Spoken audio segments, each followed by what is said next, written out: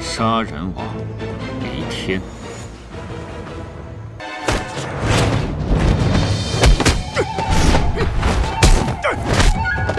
哎呀，李天，你离我太远了。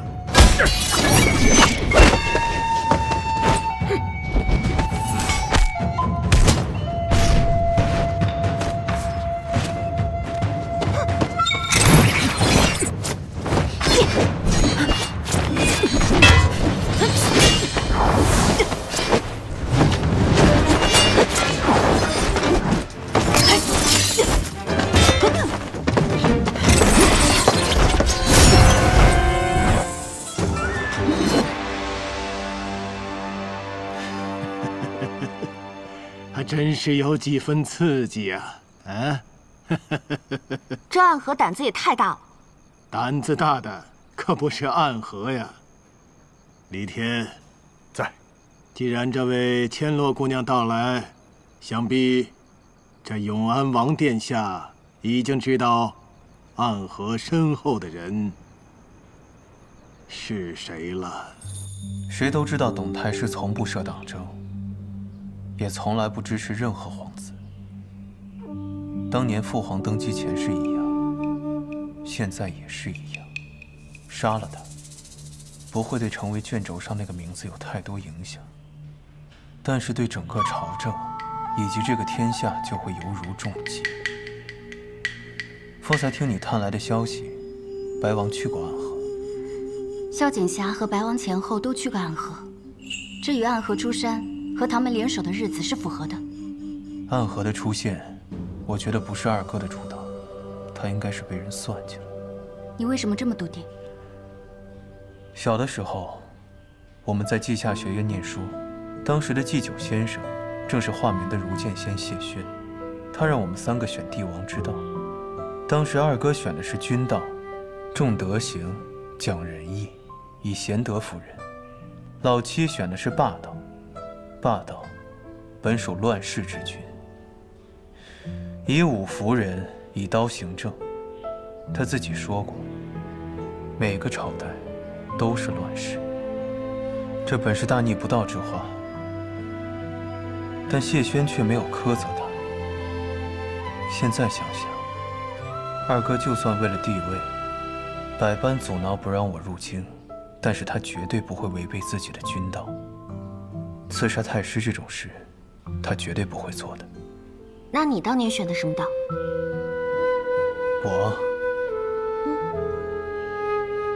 我选的是游侠道。游侠道是什么道？纵见江湖，醉酒高楼。那年我10岁，这是我最想做的事情。这倒像雷无节会说出的话。听到有人叫我的名字。 叶姑娘，你叫我做什么？萧瑟聊起他小时候的事，我觉得有点像你。他这半老头子还像我？什么半老头子？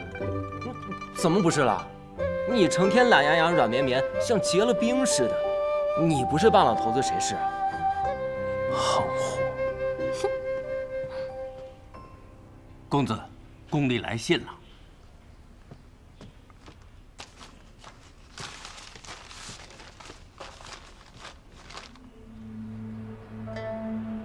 萧瑟，发生什么了？是蓝月侯送来的，上面说二哥一早上奏，请求父皇严查暗河行刺一事。好一个借机行事！白王趁此与暗河撇清了关系，又给了真正的幕后之人一个威慑。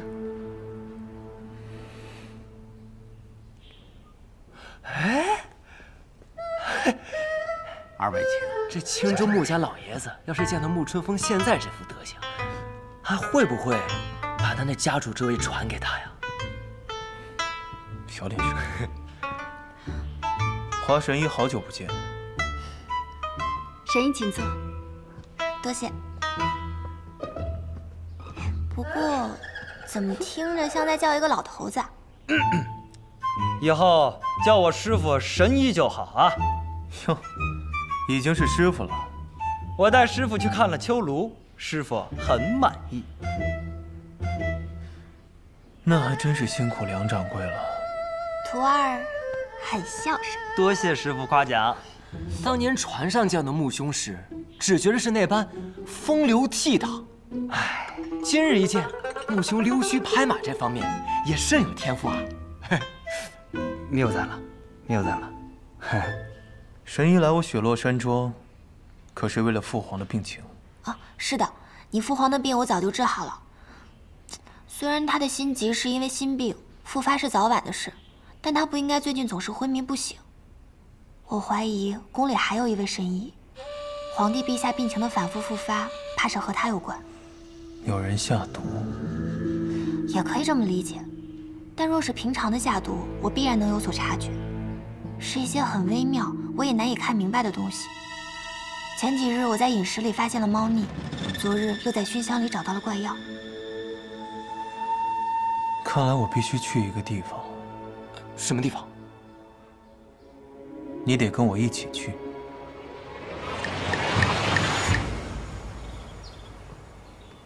叶姐姐，你们以前经常来这儿吗？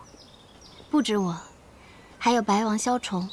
小时候我们3个人经常在一起玩。有一件事儿我一直没问，你跟萧瑟是怎么认识的呀？我一直在等你问我呢，等到我以为你根本就不在乎。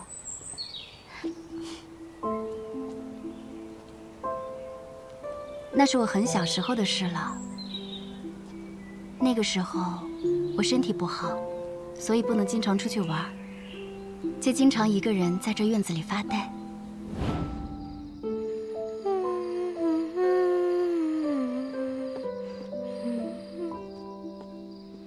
你是谁？是我打扰你了吗？你为什么会在我的家里？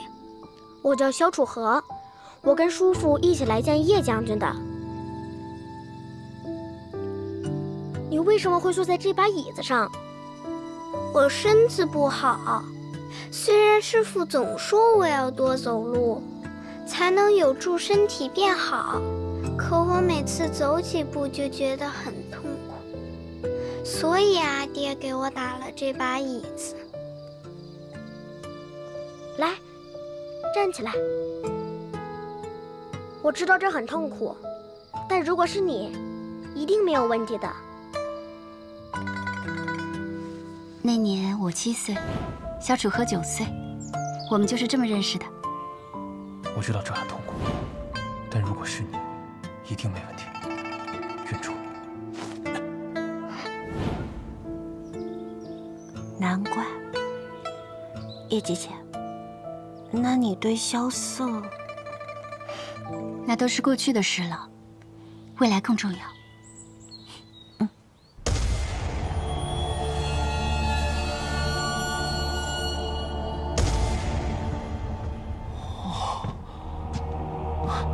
原来这就是白小堂啊！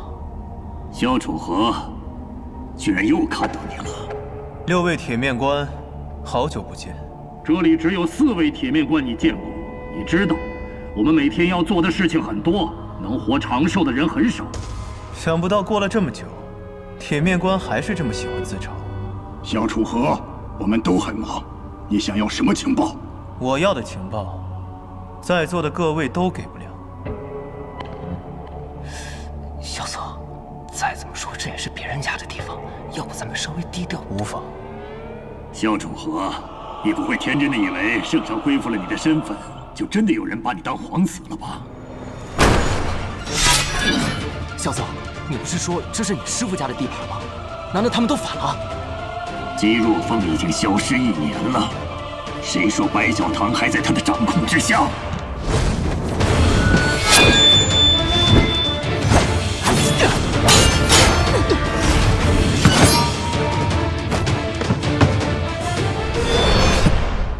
萧瑟，他使的这棍子，跟你的无极棍好像。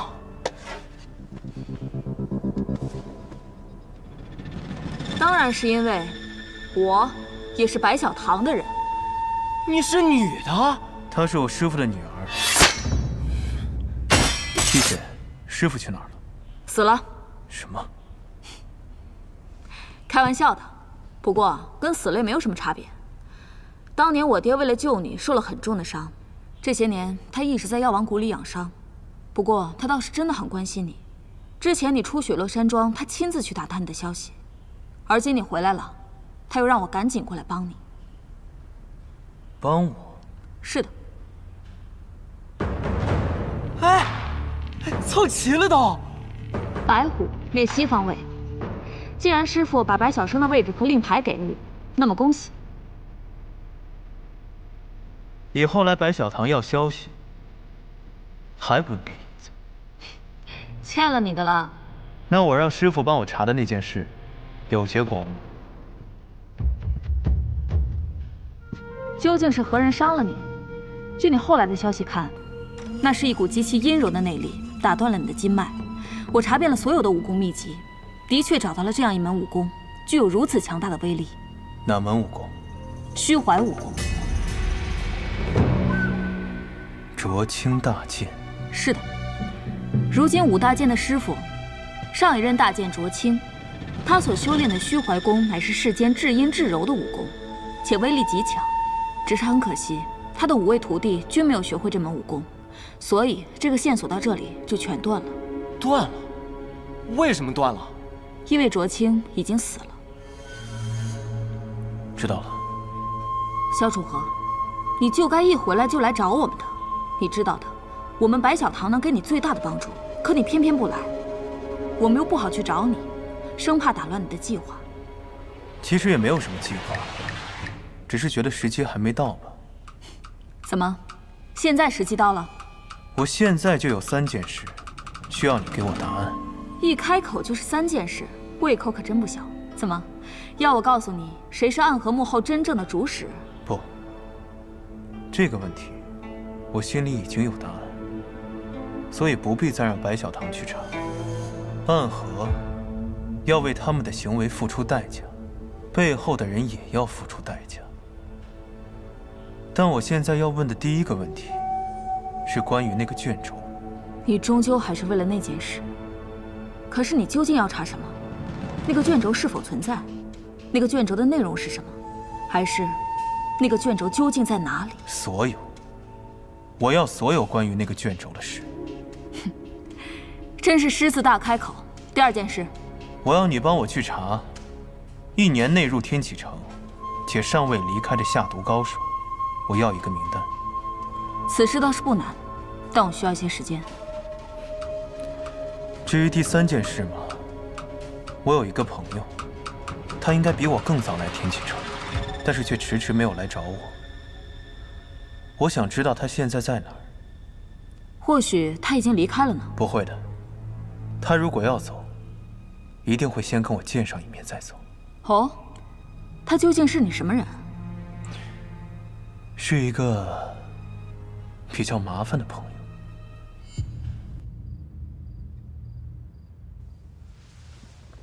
恭喜出关。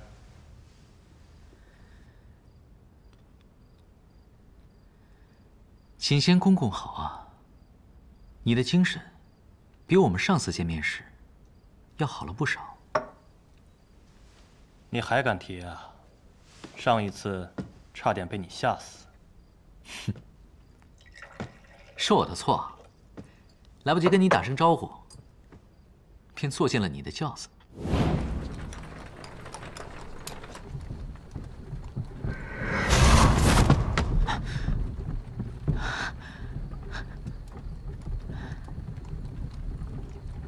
是不是也可以告诉我，你为什么来北离，又为什么在皇城出现？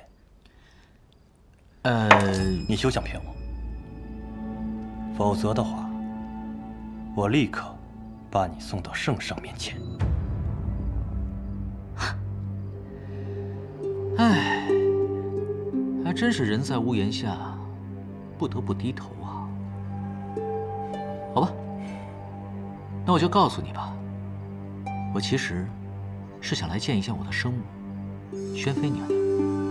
果然没错，和我想的一模一样。因为思念？是好奇。好奇？不用这么看着我，是真的好奇。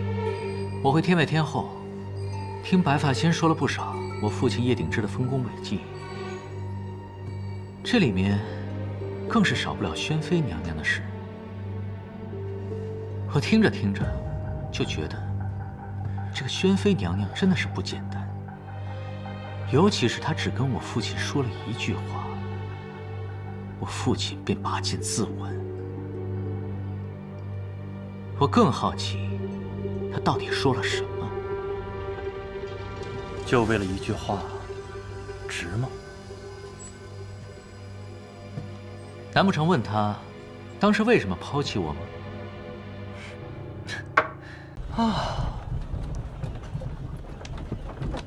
很快，整个京城都会知道，城里来了一位公子，面目俊秀，美如玉，气度非凡，若王孙。又是出枪扶弱，又是赈灾济民，简直就是神仙转世嘛！哼，算怎么样了？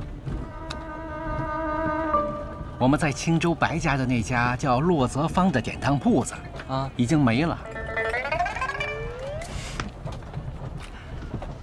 梁掌柜，我是不是很败家？你这个败家呀，败得稍显逊色点儿。别说跟你的父亲比，就连你那个风流的哥哥你都比不上。当年你哥哥在花楼里潇洒1晚，就能省出2间铺子。不过大公子呢是令家族蒙羞，而3公子此行呢，定能让家主赞不绝口啊！停！看来我还得加把劲儿办，要不然这家主之位早晚还得是我的。这，殿下，快了。雷兄，叶姑娘，沐春风，天启城重逢，可还惊喜？这何止是惊喜，简直是惊吓呀！春风兄，怎没听萧瑟说你要来？啊，我呀，一听到萧瑟回到天启，我就想肯定能帮上什么忙，于是很快啊，我就一马当先，策马扬鞭，马不停蹄的就赶来了。怎么样，够不够义气？哎，那这么说，你大哥的病都好了，好的差不多了。那就好，那也不枉大师兄吧。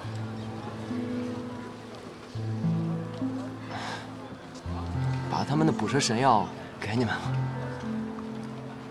今日大宴，不想那些难过的事情。来日方长，有些债，他们总归是要还的。明白。萧瑟在上面等你呢，赶紧进去吧。来，请。青州云间城穆家3公子沐春风前来赴宴。萧公子，我们又见面了。沐春风，你怎么先跟他打招呼啊？明明是我们2个先认识的。今日毕竟是萧公子宴请，自然要先跟主人家打招呼了。你也好呀，司空姑娘。话说你怎么来了？那自然是我在离开秋水渔城的时候，给他们留了手书，说是到时候在天启相聚。啊，对，多谢穆公子了。不必谢我，你知道的，我们穆家3种生意不做。哪3种生意啊？害人的生意不做，亏本的生意不做，以及太小的生意不做。你这生意够大，我愿意做。而且我家老头子没说不让做。看来你家大哥的病还没治好。胡说，纯粹是胡说啊！你们穆家不是北离首富吗？怎么还空着手来的？金钱这种世俗之物，六皇子还会缺吗？我自然是带来了更好的礼物。来，里面请。来，这边请，请。来，张掌柜，请。京盐李府4月房，公孙连当不可踩1楼。这天启城4大豪商以及他们的附庸竟然全都来了。来，萧公子，这份礼物可还满意？穆公子拜师神医一事，我定全力促成。等的就是这句话。萧瑟，穆公子说的那个神医，不会是华锦吧？当然了。华锦，殿下，那这位公子当何处落座呀？自然是2楼上座。这不合规矩吧？没什么不合规矩的。当年穆家家主入皇宫做客，也是皇帝陛下亲迎。更何况穆公子今天给我带来如此大礼，入我的宴席，自然当得上上座。穆公子，请吧。好，那我就却之不恭了。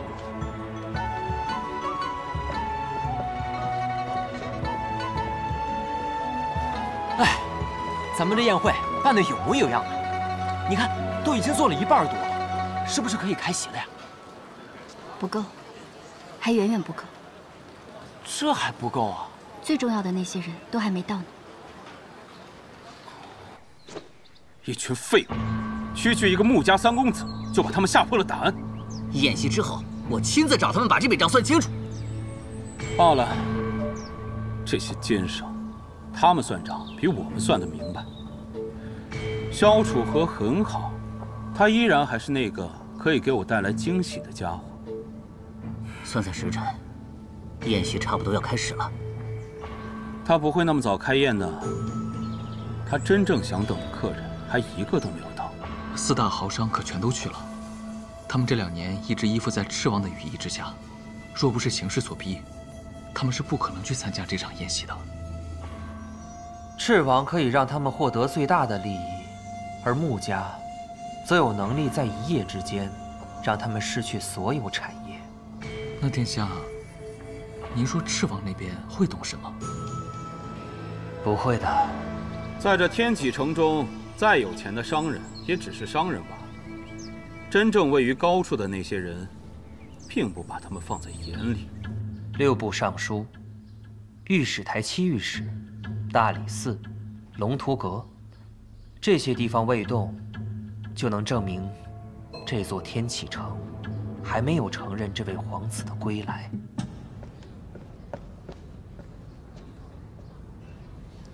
二爷，宴席的时间就要到了。怎么，兄弟们坐不住了？兄弟们可能会觉得，是不是他们的地位不够高，面子不够大？仅凭他们几个，不足以让6皇子开宴了。殿下，你觉得呢？来了。哎，蓝月侯爷。雷贤侄，叶姑娘，你们好啊！参见侯爷。侯爷里面请。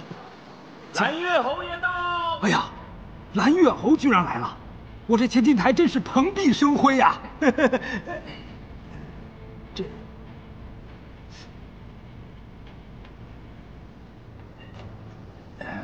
看来殿下等的并不是蓝月侯啊。这，叶姑娘，你父亲今日无法前来，本侯只能抢了今日的彩头了。宾客赴宴可是要送礼的，侯爷是要把身上这柄好刀送给萧瑟吗？本侯岂是那么俗气的人？我带的礼物，定是今日最贵重的礼物。拿我当礼物，未免有些不太尊重老朽了吧？这位是，此人为官50载，清正廉明，不涉党争，不结权贵，仅凭一身才气与为国为民的正气，屹立于朝堂之上。清官敬他，贪官惧他。朝堂议事之时，皇帝坐在龙椅之上，他却有一把鹤椅，不必跪，也不必站，他就是天下儒生之楷模，百官之首。殿下，我可真是佩服，太师董柱，我这赌坊竟能迎来天下第一大儒，你是如何做到的呀？我有一柄剑，名叫血剑，乃是当年琅琊王叔出征时的佩剑。多年前太师也曾随军出征，生死关头，琅琊王叔用此剑救了他。哎呀，生死之情珍贵至极啊！可你就用它换太师吃顿饭？不，我要的不是他，我要的是文武百官。公允太师，你很有你父亲当年的风采啊！太师过誉了。你小时候，我抱过你。啊，太师，这个我有点记不太清了。当然，你那个时候还是个襁褓中的孩子呀。太师，楚河在里面等我们，咱们进。好，请。请。宾客至，北离监国太师董柱大人到。太师。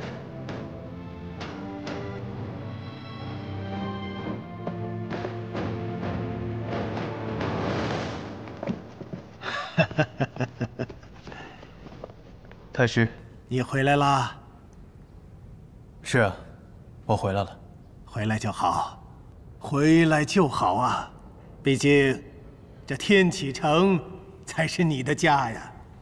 不过，你比以前更好了，果然在外历练一番很有必要。孩子，你要懂得你父皇的苦心呐。萧瑟记住了。秋风萧瑟，天气凉，草木摇落，露为霜。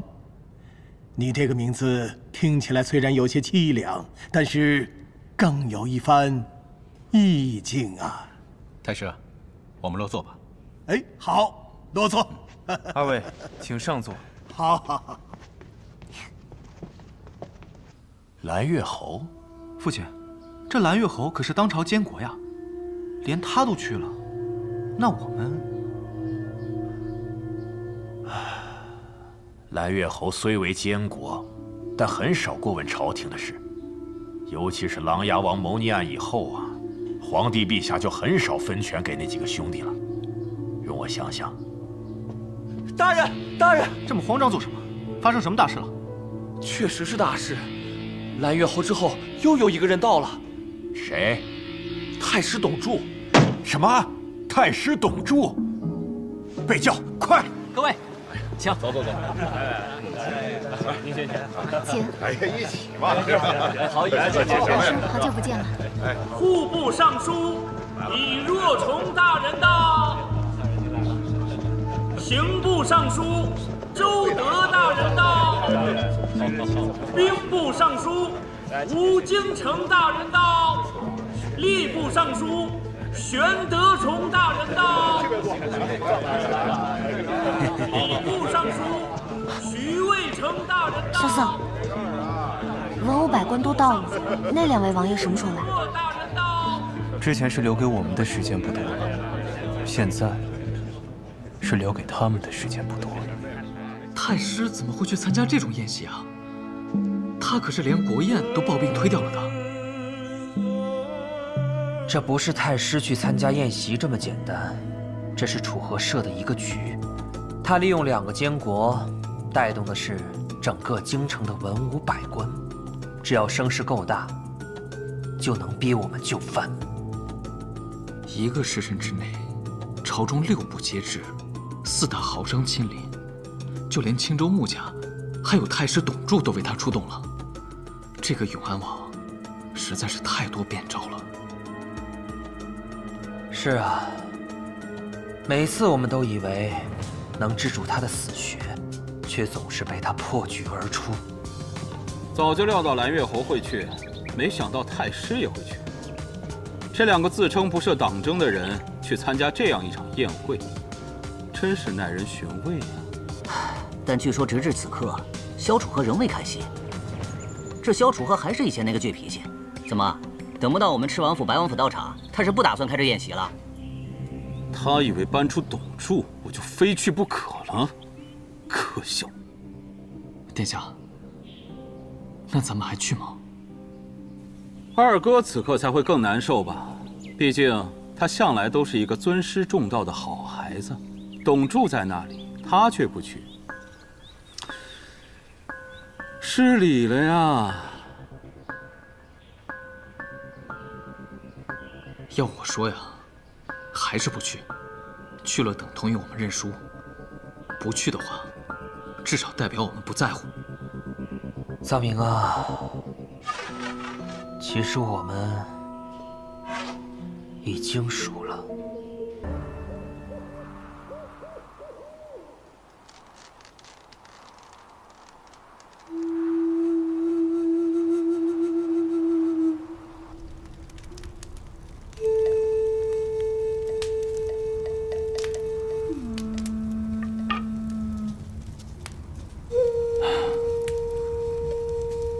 师尊这次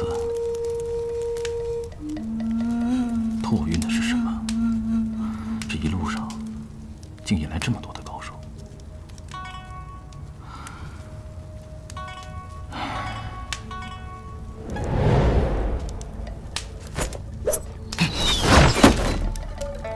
谁？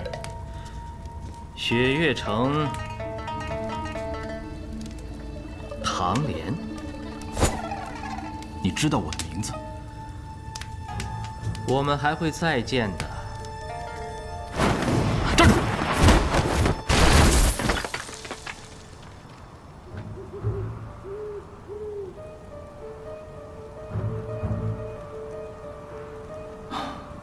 真是个奇怪的人，白发玉剑，轻功卓越，怎么从未听师尊提起过江湖上还有这样的高手？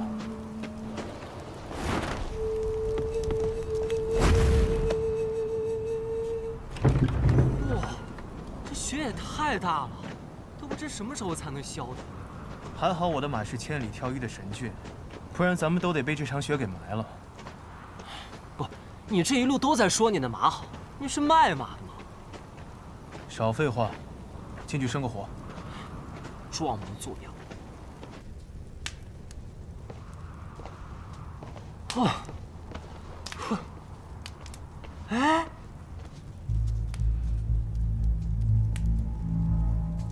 刚刚有人生过火呀！哦，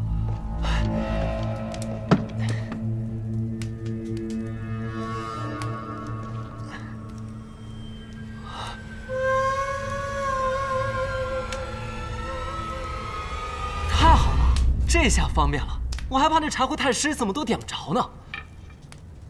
莫非只是两个寻常的赶路人？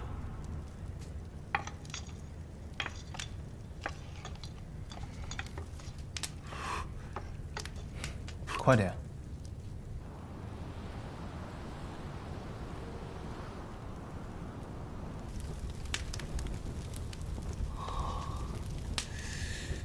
刘杰，哎，你说带我去雪月城，可这一路上你已经走错2次方向了。你确定这次路是对的？其实我也是第一次去雪月城，不过我发誓，这次一定是对的。他姓雷。莫非来自江南霹雳堂雷家？可是雷无杰这个名字，却从未听人说过。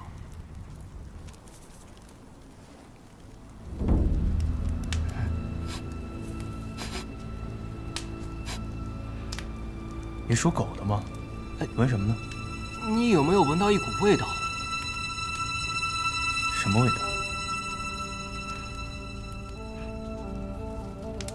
是花香，蔷薇之香。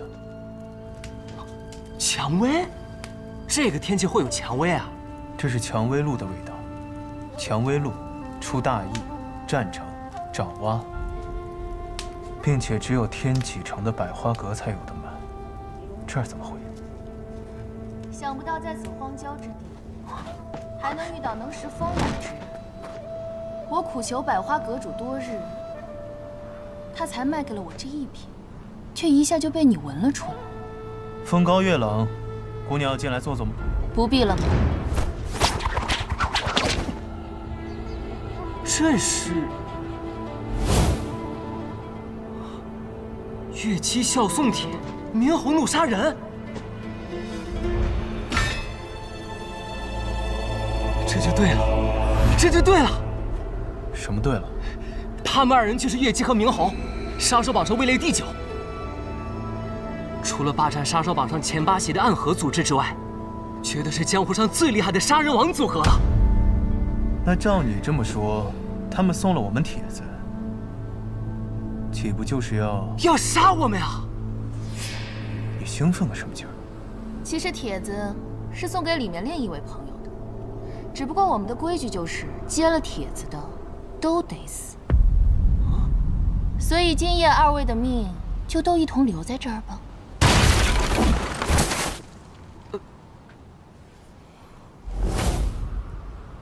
我接过你们的帖子，但我却没有死。敢问这位兄台？唐莲，所以我们这不又赶来杀你了吗？唐莲，你是唐莲，雪月城首席大弟子唐莲。哎，那这样说起来，你就是我的大师兄了。我雷无节，我是从江南霹雳堂雷家堡来的。我也是雪月城的，小心！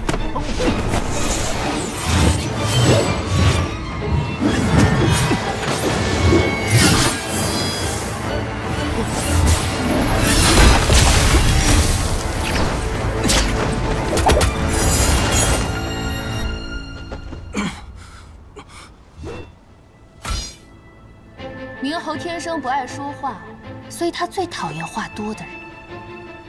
好大一把刀啊！你受伤了，你中的百香散也没有完全解，不然刚才那一刀，下一刀你一定挡不住。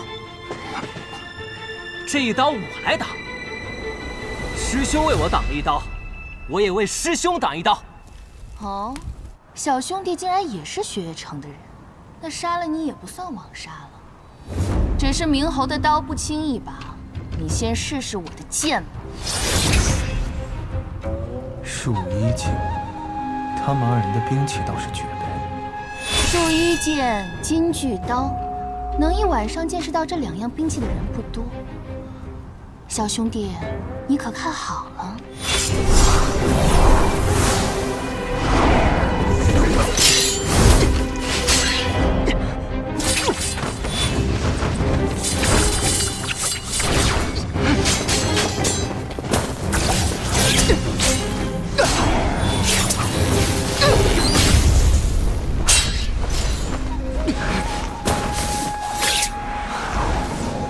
江南霹雳堂雷家火器天下第1，却没想到小兄弟的内力也如此惊人，竟能赤手握住我的树衣剑。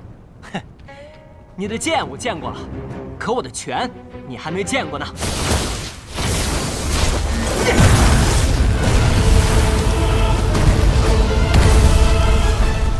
是雷门的无方拳，拳未到气先到，这小子有一手。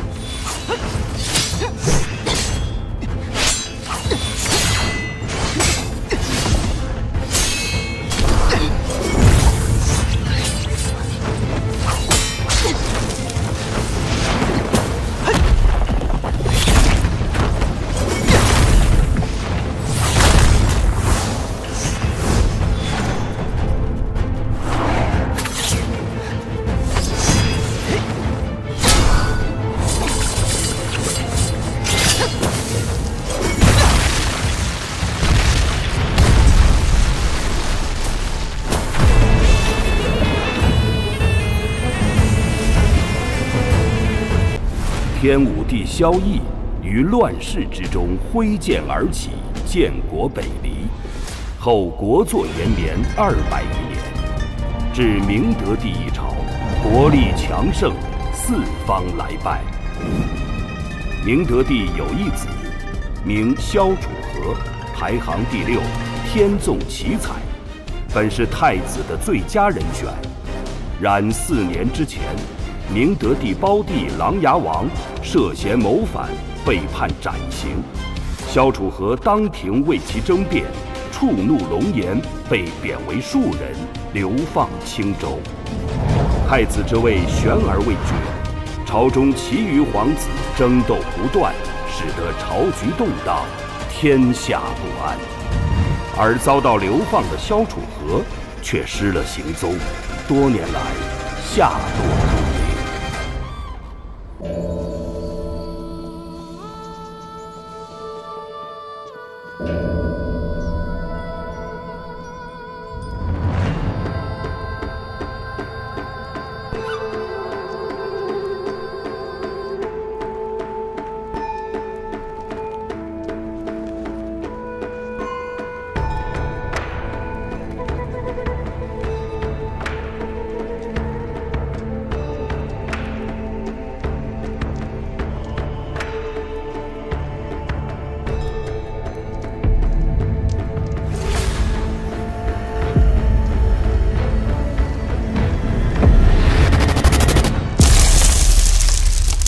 明德20年秋，寒水寺忘忧大师作画，以此为引，震动整个江湖的黄金棺材事件拉开序幕。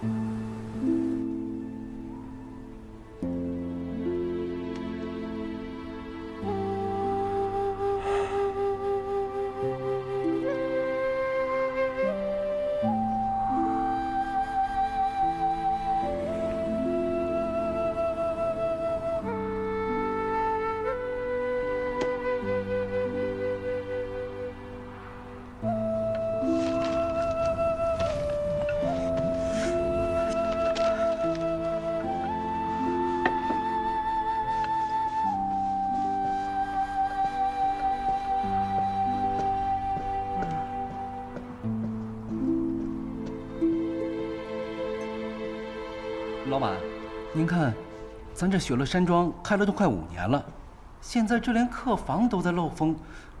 您看，您要不要花些银子把这客栈给修整一下？这样还……你懂什么呀？我萧瑟的客栈，要的就是风雅2字。咱们雪落山庄，背靠青山，面朝历史。要是房间再多些颓败之感，那就更显风雅。这正是旅途中人所热衷的感觉。那是什么感觉？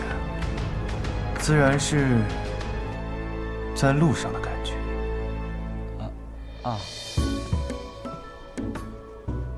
在路上的感觉，那是什么感觉？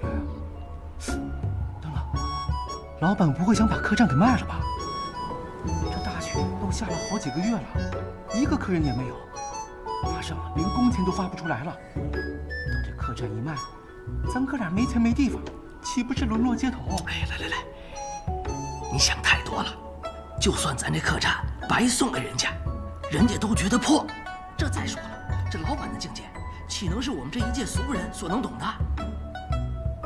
你看，雪下这么大，咱们能看到的，就是一片白茫茫。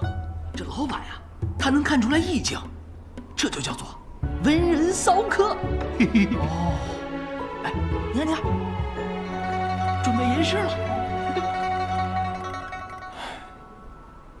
生意不景气啊，要不还是把客栈卖了吧。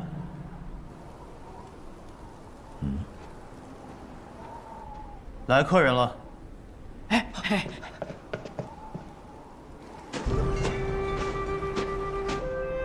这个人连棉袄都穿不起，看上去不像是有钱住店的样子。你看清楚，他穿的这身衣服红得很特别。这样的料子，除了天启城玉秀坊这样的大铺子，否则要进一批料，都得把整个店铺卖了才行。接客。好嘞。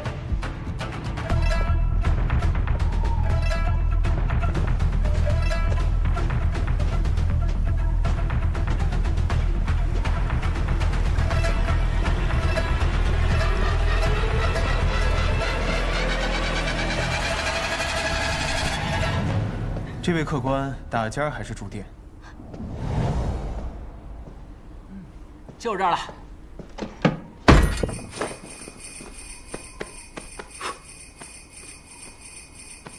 这个家伙看上去就让人讨厌，一点礼貌都没有。不过看他的穿着打扮，定是江湖中大家族出门历练的子弟，一定很有钱。客官，您要点什么？这种客官醉晒百阔，是时候大赚一笔了。一碗阳春面，一碗老糟烧。啊？怎么了？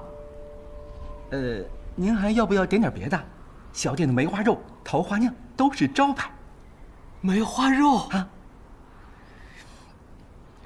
来一份梅花肉，定然是不行的。哎，不如你切一块在那阳春面当中吧。啊，一碗阳春面，一个老糟烧，6个铜板。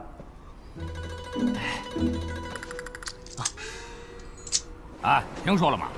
有人从寒水寺运来一件重宝，要去九龙门。哎，知道，江湖上都传遍了，据说谁能得到那重宝，就能号令天下。我怎么听说那重宝是一门绝世武功啊？明明是一个绝世美女。拉倒吧，寒水寺能出美女？那是老大说的。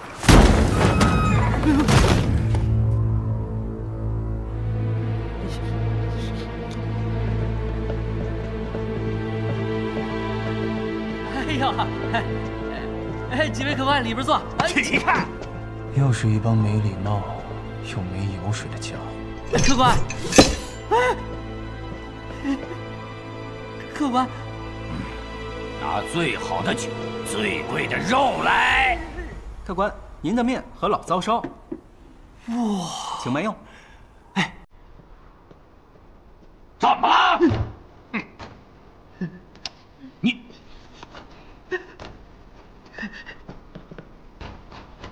这几位客官，本店规矩，先收钱再上菜，所以各位到底是要几斤肉、几两酒，还是提前说好？你是谁啊？在下萧素，是这雪落山庄的老板。哼，我没钱。哦，但是你一定有钱。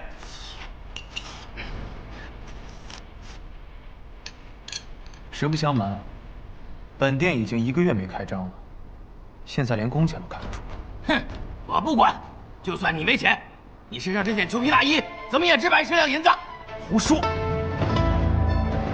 ！5花马，1000金裘。我这身袍子，乃是天启城玉绣坊定制的，光做便做了3个月，熨便熨了1个月，110两。买5个袖子都不够。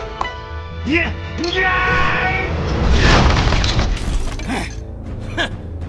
我说你小子，到底听没听懂我说话？2两银子。什么2两银子？我说这桌子2两银子。你小子，老子今天是来打劫的，不是来打奸的。给我来上好的酒，上好的肉，再把值钱的东西交出来，要不然我杀了你的人，烧了你的店。打劫啊！那我就不能不管了。你是谁？雷无杰。雷无杰，正是。雷无杰是谁？不知道啊。雷无杰谁啊？没听过。江湖中有这行人吗？我初涉江湖，你们自然不知道我的名字。不过，没关系，很快我的名字便会名震。什么无名之辈，给我上！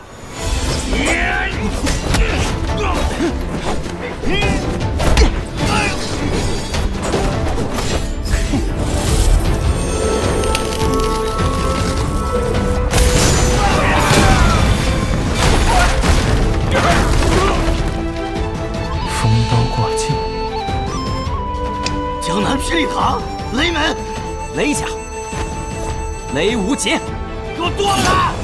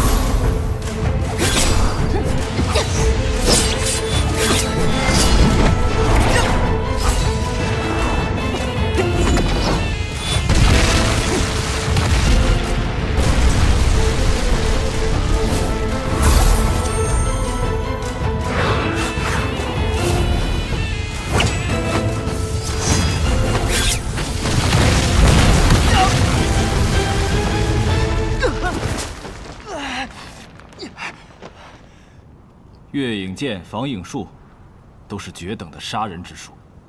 再绝等的杀人之术，没有杀掉该杀的人，也是没有用的。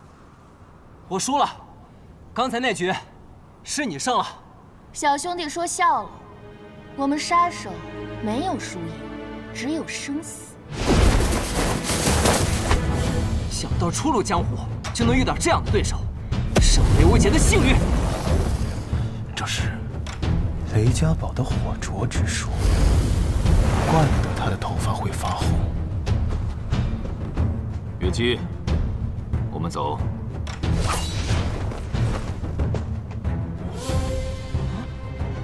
喂，你怎么说走就走啊？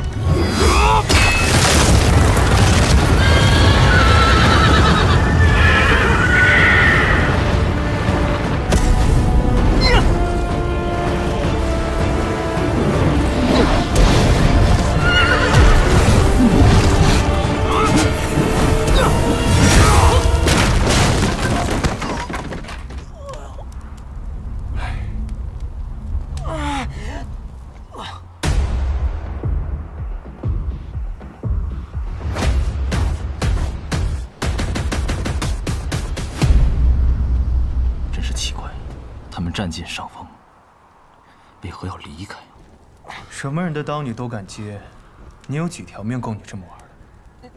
你不是也会功夫吗？你怎么不去打呀？我什么时候说过我会武功了？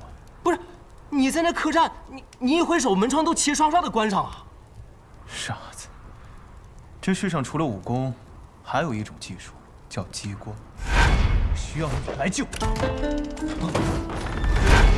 啊？这也行。这位大哥，你在后院是不是有什么东西？刚才有人偷偷溜进去了。我想那冥侯月姬也只是不想被人渔翁得利罢了。啊！哇！走吧。怎么了？咱们不是要找雪月城吗？如今雪月城大弟子就在眼前，不跟着他，跟着你下火。对啊，哎，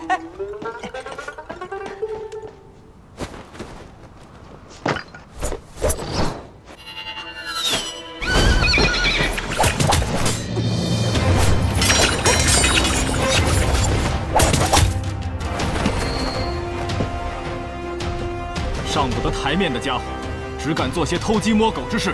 唐莲，你给我说清楚了，谁是上不得台面的家伙？报告大师兄。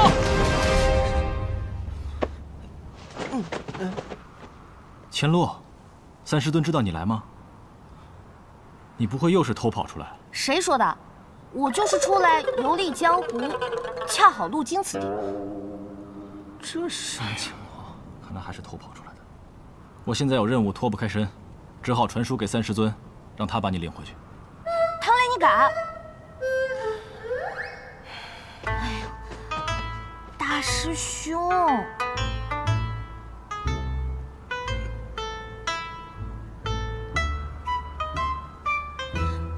哼，不跟你玩了。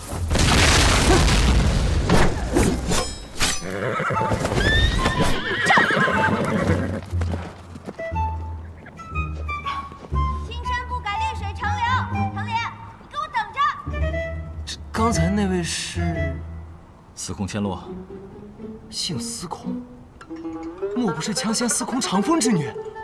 正是我三师尊的女儿，雪月城的大小姐。哦，那还真是让人出乎意料。千洛这次是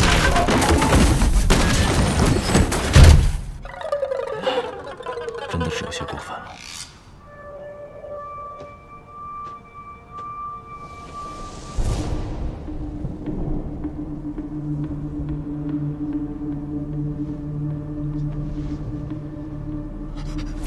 你想做什么？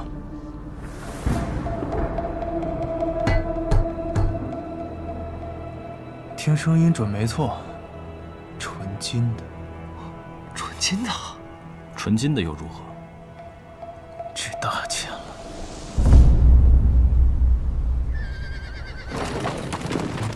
恰！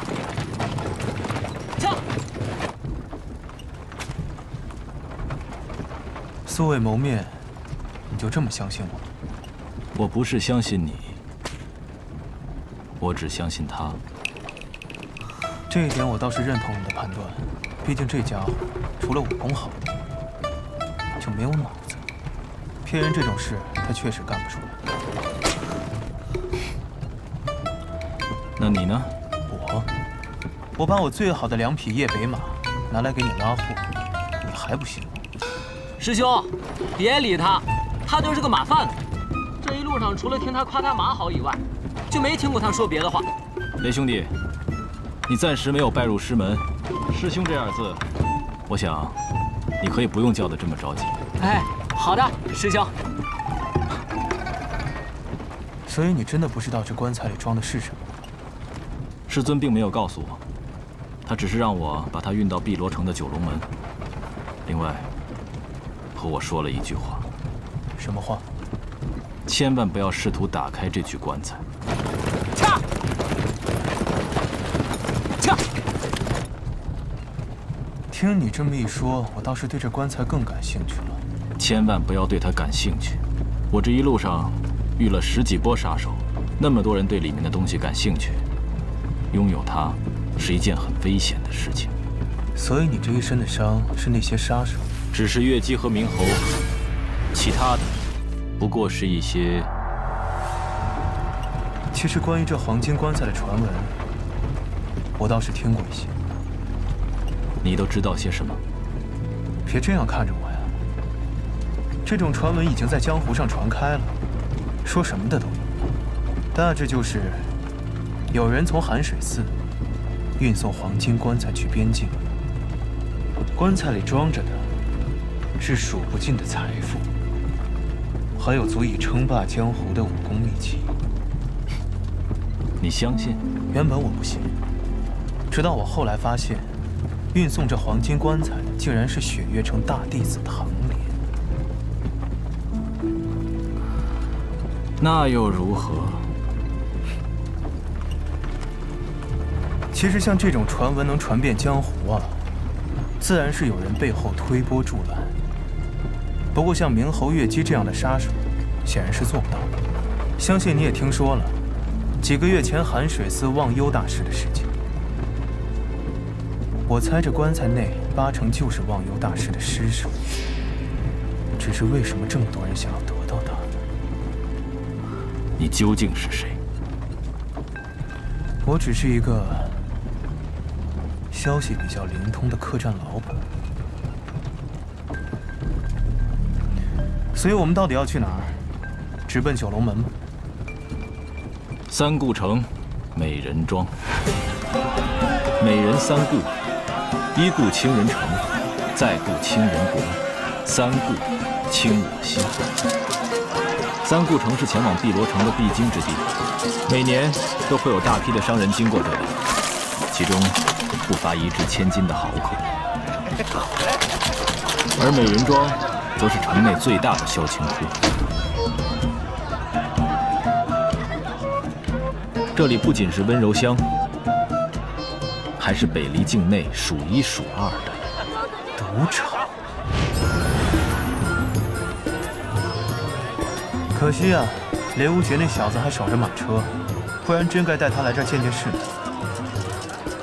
美人庄是这三顾城里最大的青楼，能来这里都是豪客中的豪客。他们的赌局太大，没办法用普通的金钱计算，所以这里的赌局都是用这种成筐的明珠。既然来都来了，不如我们也去赌一局。哈，我可没有钱。怎么没有？咱们可是有一口纯金打造的棺材。闭嘴！我警告你，别打这个主意。我们来这里是为了寻找接头人的，必须丝毫不引人注意。是天明蕊。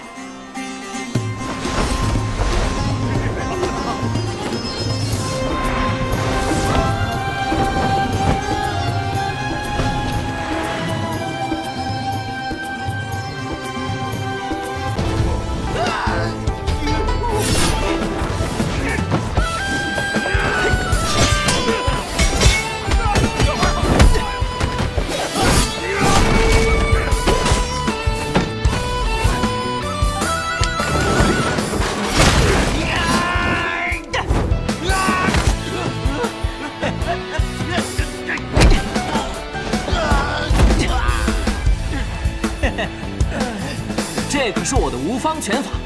当然，我还有更厉害的东西。少年梦逐浪入浪，相信剑客年轮，好坏曾遇伤痕，闯荡才算人生。狂曾见棱角，激昂青春，它是我岁月风刃。天涯凌云尽，所能是你我并肩又一生。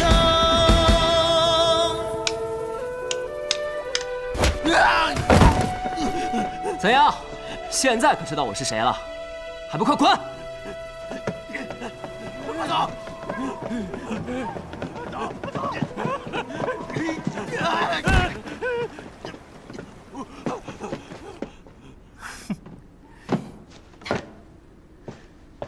哎，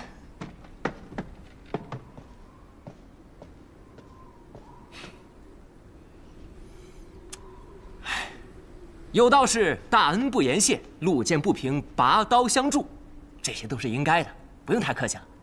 我还急着赶路，还望后会有期。大恩不言谢，拔刀相助。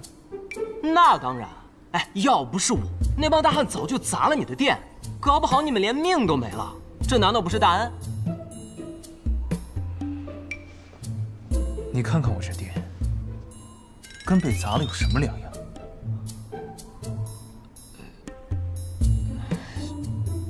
这100两。我没钱。那再怎么说，我也算救了你们的命。你这样也太……我需要你来救。这功夫，100两。我真没钱。没钱？但我马上就会有钱的。我要去一个地方，到了那地方便会有钱。什么地方？雪月城。雪月城？嗯。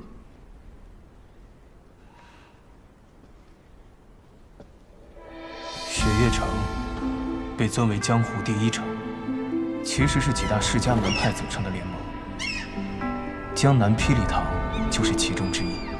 要想拿回该拿回的东西，雪月城也是我必须要去的一个地方。如果这个少年真的是去雪月城，那么以他的身份，从雪月城中拿出100两银子，自然不在话下。而且这个家伙似乎并不像在骗人。毕竟他怎么看，除了武功高强以外，简直就是一个傻子。可以，你去雪月城，我得跟你一起去。啊，完全没问题。还有啊，利息就算你500两吧。啊，500两。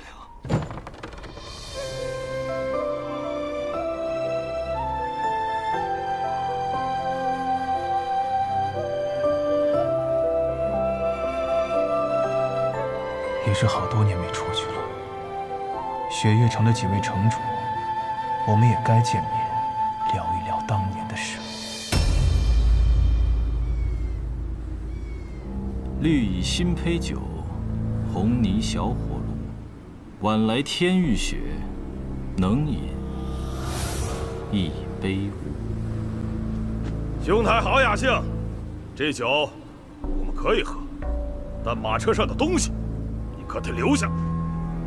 哦，你们可知道这辆马车里头装的是什么？哼，不外乎金银财宝。你们这样说，倒也未尝不可。少废话，乖乖的把东西交出来，不然的话，这大雪天的，你们跟了我一路，实在是过于辛苦。但是你们要的东西，注定是拿不到。我想，还是请你们喝了这杯酒，然后。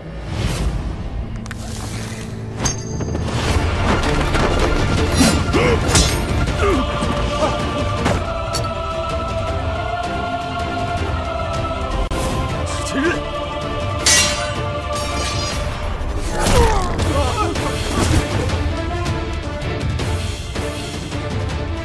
派你们来的人，或许没有告诉你我究竟是谁。这趟镖，不是你们这种小角色能够动得了。你是蜀中唐门的人。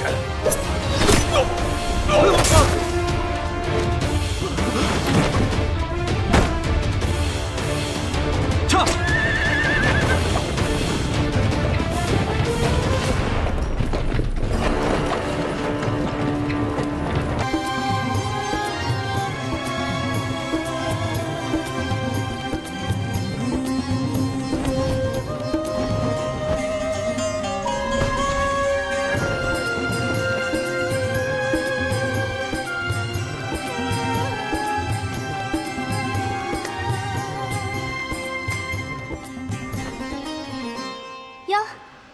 这不是莲吗？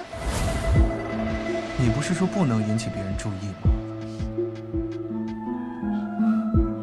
吗？可是现在你看看，整个美人庄，所有人都盯着我们呢。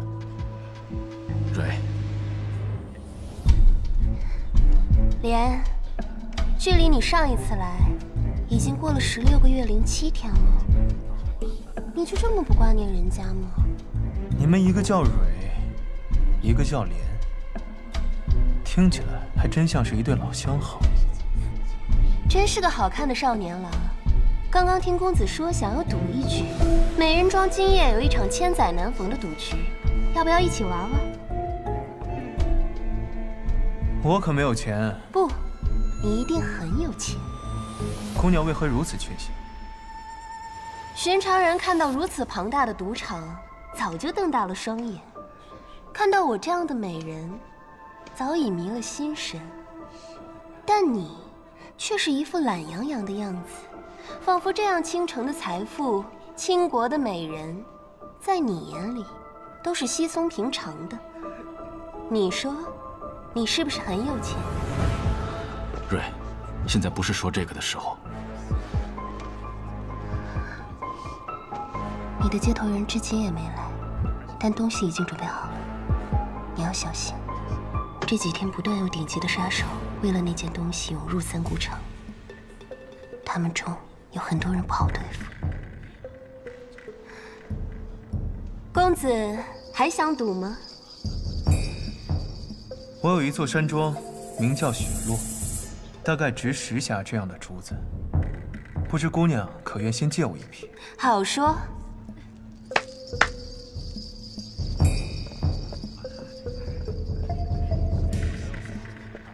今日的美人庄被这位公子包下了，想赌的留下，不赌的就请先回吧。天女说笑了吧？区区2匣明珠就能包下美人庄？这位公子看上去有些面生，怕是不懂这里的规矩。天女怎么也糊涂了呢？糊涂？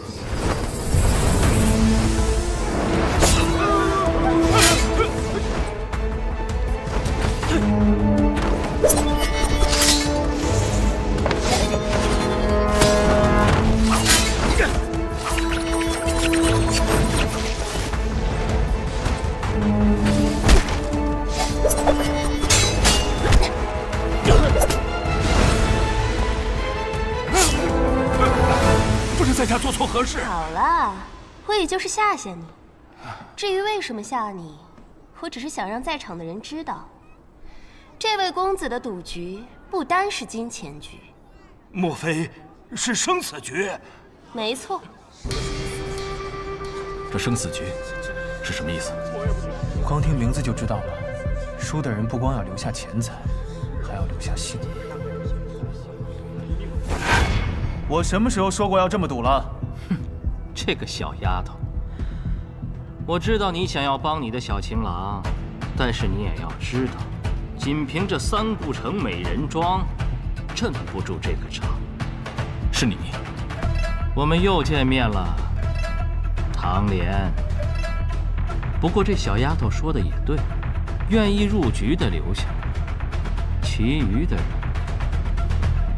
可以清场了。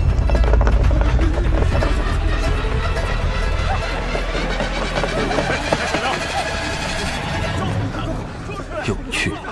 这些人连黄金棺材装的是什么都不清楚，交出来！还敢来凑这个热闹，聒噪！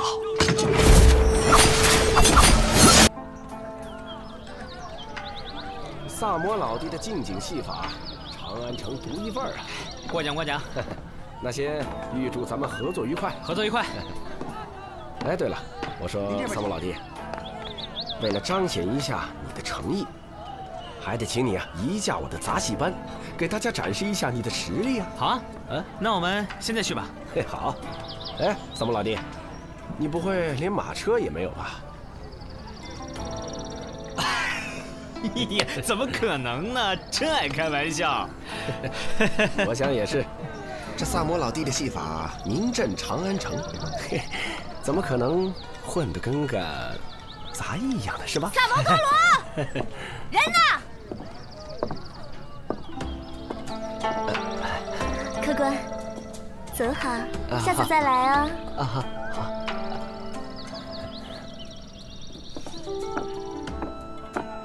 萨摩多罗！阮班主请放心，有我萨摩多罗在，一定会让杂戏班的名声名扬四海，票房大卖。看，我的马夫驾着马车来了。阮班主，你请前面带路，我随后的。哎，嘛呢？你怎么不进去干？干什么干？怎么来这么晚？阮班主，一会儿见。前面带路啊！你干嘛呢？又整什么幺蛾子？一句话，想不想赚钱？想。走着。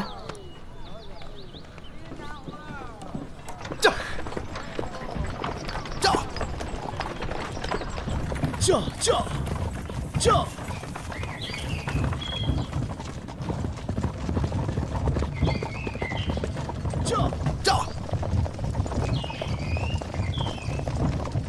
就你这两下子，杂戏班能请你去当台柱子？哼，吹吧你就！切，怎么啦？就我这手法，这像吗？看不起我你？见过眼神不好使的，没见过这么瞎的。哎，这里不会有诈吧？嘿，你什么意思啊？他们是觉得我有才华，叫我去驻场。而且我跟你说啊，我这戏法也不是浪得虚名。早先在西市登台黄牛票炒到20文一张，闹呢。哎，你看我一下呗，我这好歹站一次台也300文呢。300文？那可不，腕儿就是这个价。赚了钱，请你吃烤鸡啊。切！我给你当车夫，就吃顿烤鸡。哎，烤羊行了吧？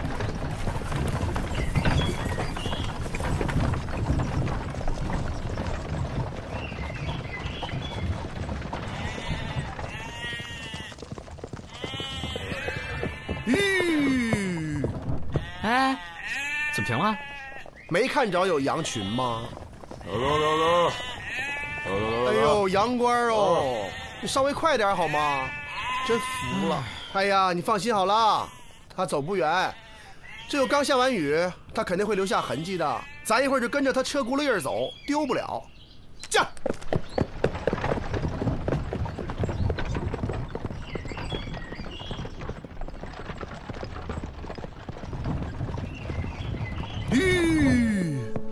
又怎么了？哎，人呢？人呢？你问我问谁啊？不是，你别闹啊！你是不是把人给我变没了？真闹是神仙呐！这车轱辘印没有了呀！刚下完雨，怎么可能呢？难道这马车插翅飞走了不成？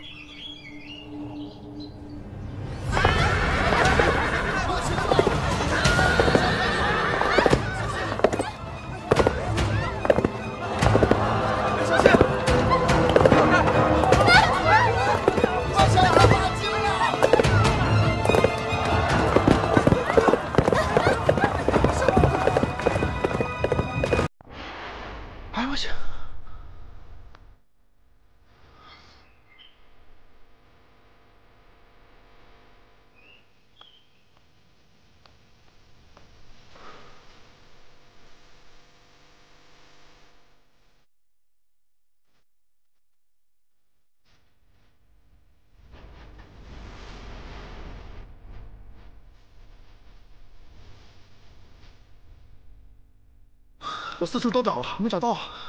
我也没有。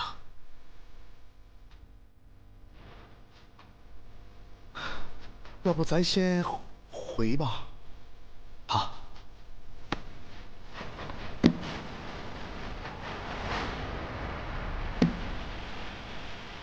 这。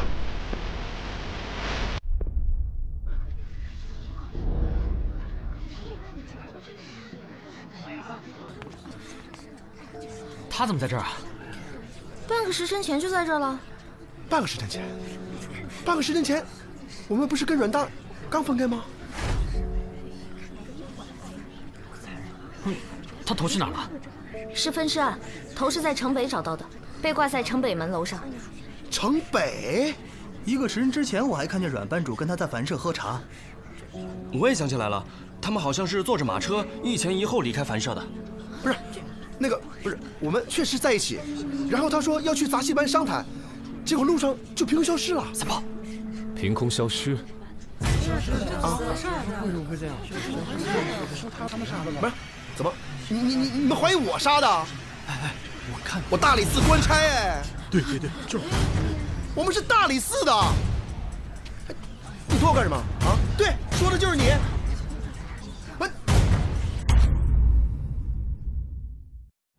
你说你是不是一天不作妖就不舒服？你能告诉我什么是台柱子吗？能告诉我什么是戏法大师？有没有掂量过自己几斤几两啊？你给我惹了多少祸，捅了多少篓子？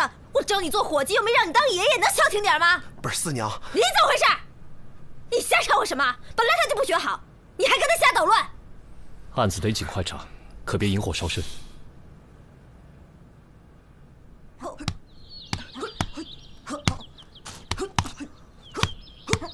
有人吗？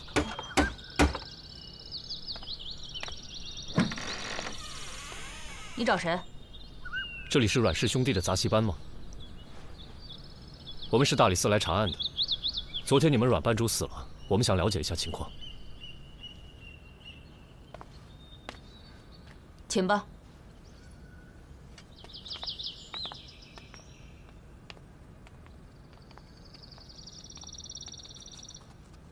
你们是大理寺的，来查案的。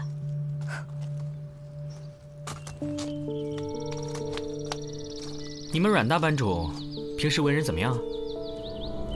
别怕，但说无妨。他对谁都不怎么样，他们亲兄弟还吵架呢。行了，别乱说话。瞪我干什么呀？他不让说就不说啊。我看啊，没准儿就是他杀的。你说的是谁？我们二班主，大班主的亲弟弟，好赌还特抠。前天他们因为钱的事情还吵架呢。二班主还扬言要杀了大班主，自己当家。这还算是亲兄弟吗？你又乱说话了，小心我一块儿告诉二班主。这位是大班主的关门弟子小春，平时负责照顾大家的饮食起居。哼，马屁精一个，别瞎说。昨天上午，你们都在干什么？我们一直都在练功。是每天都在练功。我们大班主对我们很严格的。那你们谁都没离开过？没有。那小春呢？他昨天有点惨，打碎了大班主的一个花瓶，所以他就被锁在大班主的屋子里面壁思过。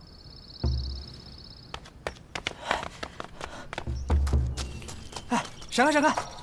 哎，两位官人有失远迎。哎，快里边请，里边请。快练功，练功！哎，请。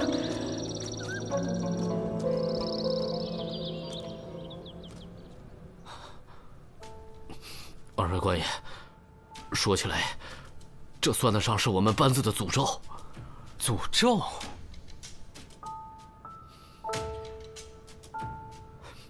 我说过多少次就不该来长安演出，大哥偏不听。我们戏班人少，可每来长安一次，就死一个人。我跟三弟商量过，这案子也不用查了，还是赶紧离开这儿吧，要不然下一个不定是谁呢。这案子是不是结，该不该结，不是由你说了算。没有我的允许，你们班子一个都不准走。那你总不能让我跟我三弟陪他去死吧？昨天你们在哪儿？都给我仔细的说清楚。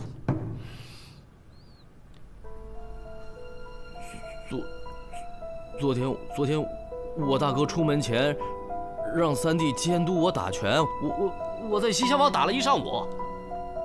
是这样吗？那你要不相信的话，我打拳声音大，外边那些小鬼练功都听得见，他们可以替我作证。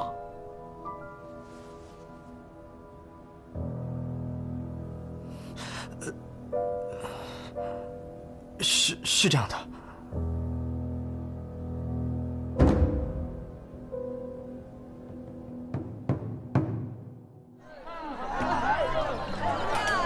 各位，今天大家是来着了。我今天要给大家表演一个传统戏法，叫做三仙归洞。大家请看好。何为三仙？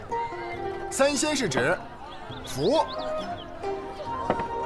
禄、寿、走，两仙归洞。那位说了，不是三仙呐，别急，带我打开仙路，走。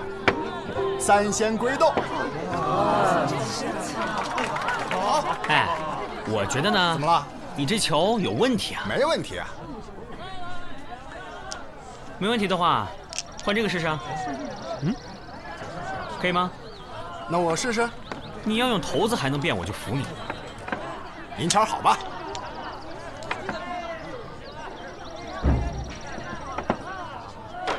来，您注意看啊，走。过去。三仙归洞，谢谢。哎，各位怎么样？这个小戏法有意思吧？拉我干嘛呀？我正看到关键时候呢。看好。看什么看？案子破了吗？有李少卿在，还有什么案子破不了啊？啊？又怎么了？哎，我说你别一天到晚盯着我行不行啊？黄三炮，看好啊！江湖告急，江湖告急啊！来，就这钱，改天还你。干嘛借钱啊？赌输了呗。你去赌了？啊，跟他借吧。谁呀？黄三炮。老大，我错了，就这一次。老大，原谅我吧，老大，我给你跪下还不行吗？老大，黄三炮。没想到吧，黄三炮，欠我的钱什么时候还啊？你那钱我告诉你啊，你那钱，给我站住！欠债还钱，天经地义。我没说不给啊，是你硬要借我的，说赢了算我的，输了算你的。我说头3把，你后面连输多少把？是你说输了算你的。放开！干什么？哪儿来的？废话，在我手上当然是我的。大胆！上面分明写着阮大阮成的名字，从哪儿弄来的？你从实招来。说，这是杂戏班的一个人，昨天输给小人的呀。叫什么？他们好像都叫他阮二。阮二啊，他昨天不是在练拳吗？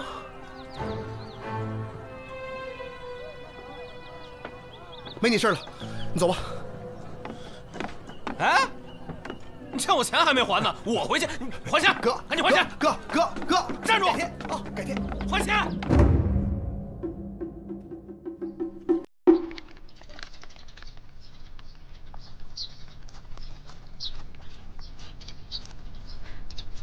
他们又来了。哎呦！各位官爷，这是阮二在哪儿？我二哥，他刚出去了，有什么事吗？来人，把阮三给我抓起来！哎，做伪证！别！我说，那天我大哥出门，让我看着二哥练拳。我们也都知道，他去找萨摩先生，一时半会儿回不来。二哥就想出去赌钱，我就帮了个小忙。在屋里打木桩，故意造出些声响，让那些小鬼听到。哎，官人，这不能算伪证啊！人在这里，打跑！你俩留下。哎。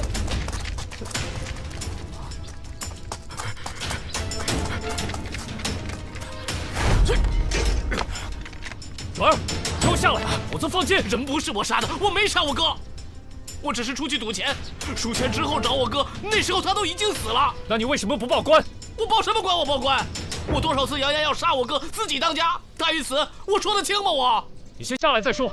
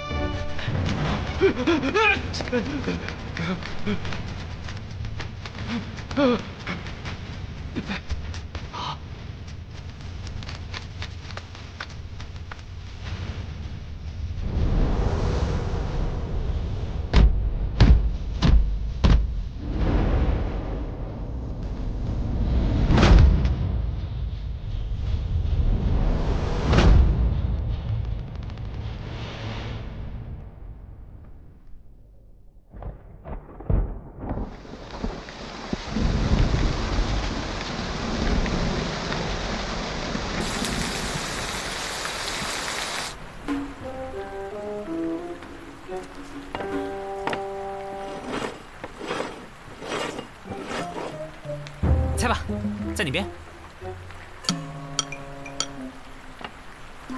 哎，四娘，你好聪明啊，又被你给猜中了。咱能不玩了吗？你什么时候猜不中的话，你就可以回去睡觉了，好不好？来，再来，这次啊，多变换几下。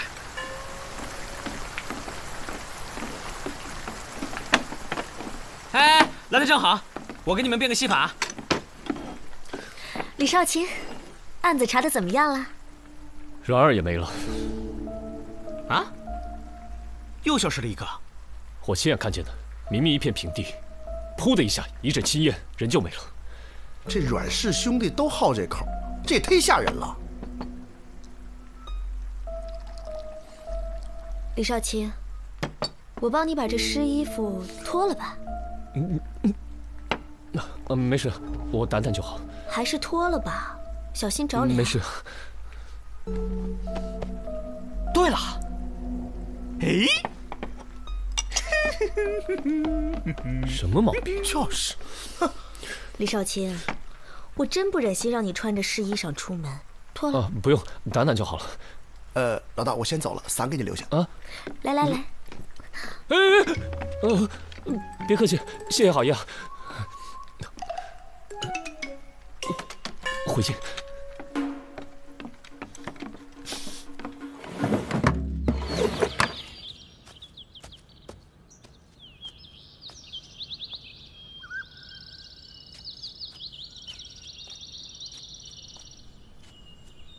老伯，老伯，你还认识我吗？2天前，有个人请你帮了个小忙，看马车过来。 就让你把羊群赶到小路上去，记得长啥样吗？我想想啊，高个子，脸有点方，老伯，花裤子，帮个忙，右边脸上有颗痣。你确定？确定。当他跟我说话的时候啊，我老以为是个苍蝇趴在那儿，后来啊才知道是颗痣。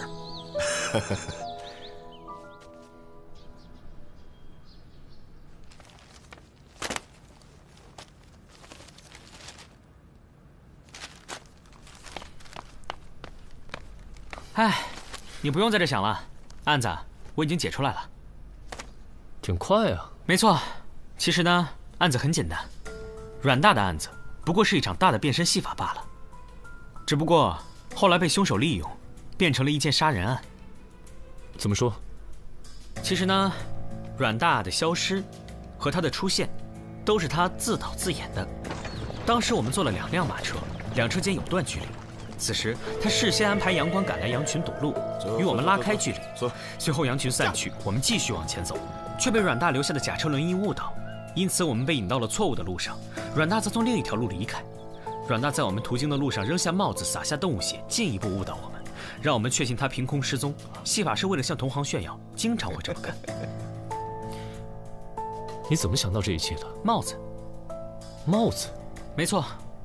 我们发现帽子的时候，雨已经停了。如果帽子是刚刚遗落的，不可能湿到那种程度，除非是有人提前把帽子放在那里。那如果真是他自导自演的，他怎么真的死了呢？阮大的本意应该是让我和三炮找不到他。等我们回到凡社的时候，发现他已经在那儿了，以此炫技。谁料凶手提前知道了他的计划，并利用这个机会在阮大回城的马车上将其杀害。凶手是个行家。看来你已经锁定了嫌疑人。那是谁又能提前知道阮大的计划呢？报，李少卿，杂戏班的阮三求见。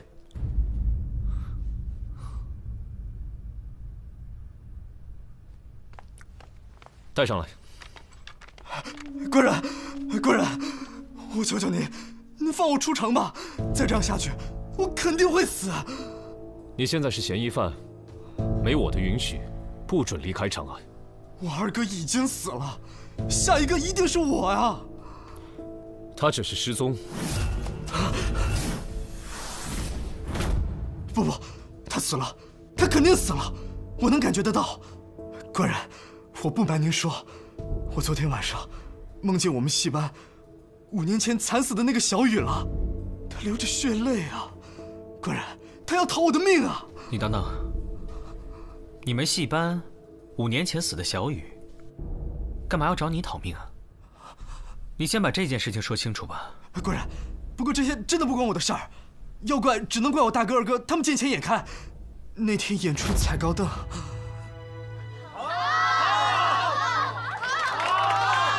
哎，谢谢啊！哎，谢谢，谢谢。我出500文，敢不敢加凳子？我大哥为了500文钱，非让小雨他加凳子，没想到出了演出事故，小雨当场摔死。为了区区500文钱，你们就害死了一条人命。我们也不想的，打那之后，我们就再也不敢来长安了。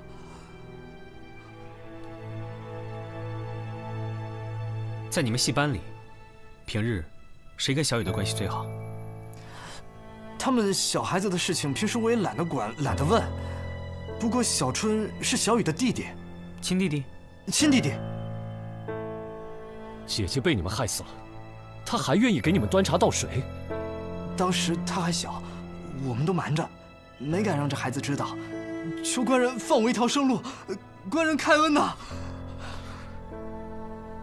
你觉得呢？凶手肯定不会放过他的，不如抓住凶手后，再治他的罪也不迟。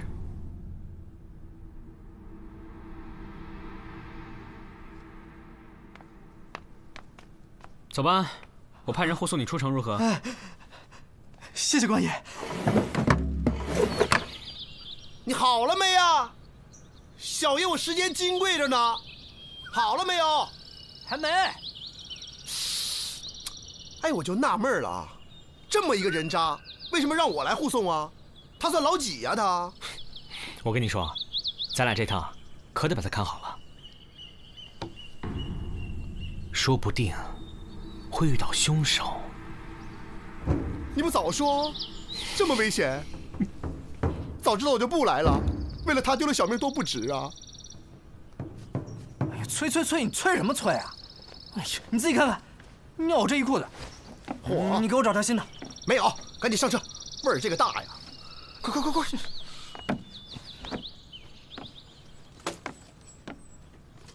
驾！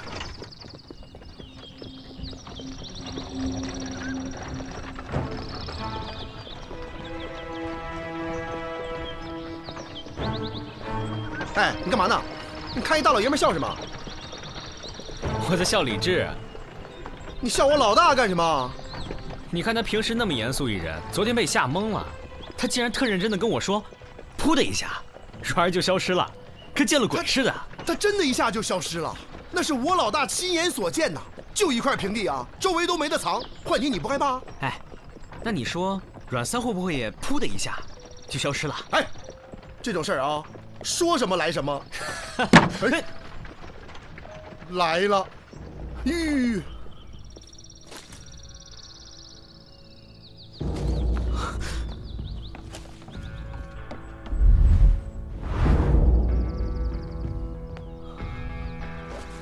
妈呀，妈呀！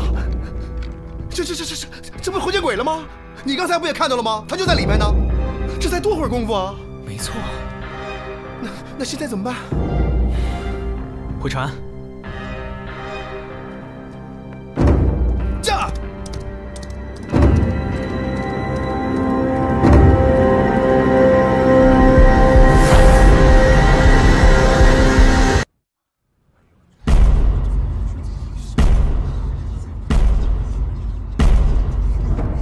和阮大一样，头是被砍下来的，身体遍布伤痕，死之前应该是吃了不少的苦头。你们还敢回来？我让你送人出城，就送这儿来了。我们也不知道，他一瞬间他就消失了呀。没理由啊！就算是中途折返的话，我们已经快马加鞭了呀。什么时候的事？半个时辰以前。半个时辰？对，就是那个时候。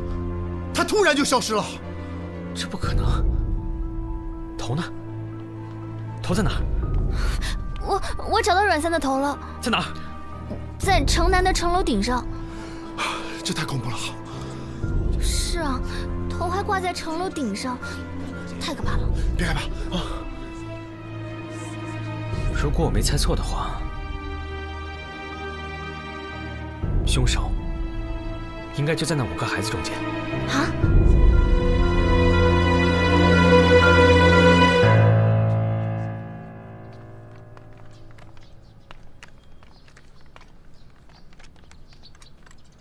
大班主和3班主都死了，2班主又不见了，待在这里恐怕会有危险。我看，我们还是走吧。咱们怎么走啊？山高水长的，你们想干什么？不用害怕，哥哥呢，只是想问你们一些小问题。你们还记不记得有个女孩小雨？当然记得，她是我姐姐。姐姐对你怎么样？我们2个从小孤苦无依，都是我姐姐照顾我。只是我那个时候太小，已经记不得她长什么样了。那你呢？你觉得小雨是个怎样的人？就是一个女孩呗，不熟。什么不熟啊？小肖明明就是喜欢小雨。我记得有一次，小雨被罚不准吃饭，小肖还冒着被打的危险，给小雨送吃的呢。那时我觉得班主做事不公，这跟小雨有什么关系啊？说起喜欢啊，小东才算是小雨的正牌相公。人都已经死了，你还这样胡说？再这样说，我可要打你了。小雨死得那么惨，死后难道还要被你嚼舌根吗？小雨总是替别人着想，咱们班谁不喜欢他？你敢说你没喜欢他吗？你们先安心待着，如果有什么需要的话，可以去大理寺找我。走吧。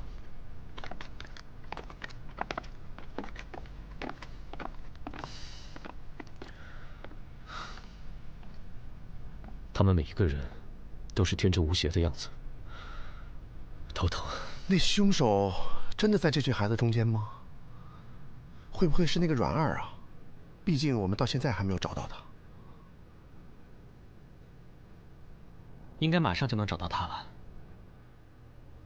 找到他的尸体。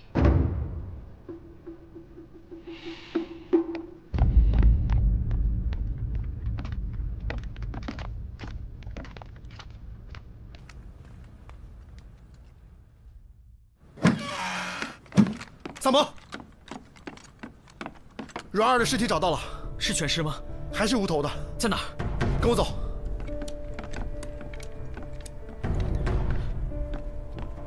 四娘，你还记不记得你原来给我讲过那个祭祀的时候，就是要把那个祭品摆成什么形状的那个仪式？人祭。对，人祭。那你还记不记得人祭是要把祭品摆成什么样的形状？围绕死者死的地方，用形骸摆成一个三角形。不说了，是人。三角形，我知道了。哎，你干嘛？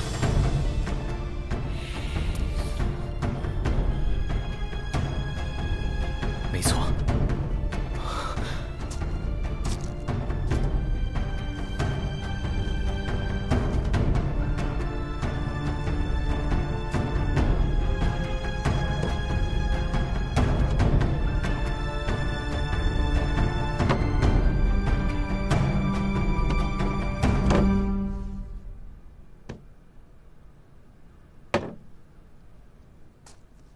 果然如此。什么情况？去东便门，如果杂戏班里任何一个孩子出现，都抓起来。那个人一定是凶手。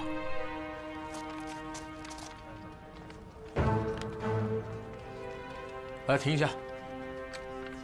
好，走吧，看一下。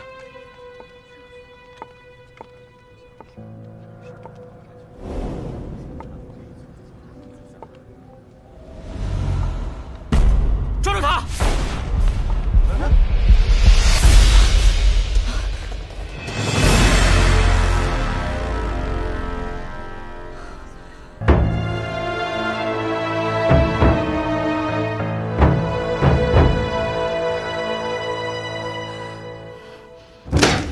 小小年纪，竟如此心狠手辣！我没罪。你杀了3个人，还说自己没有罪。他们杀了我姐姐。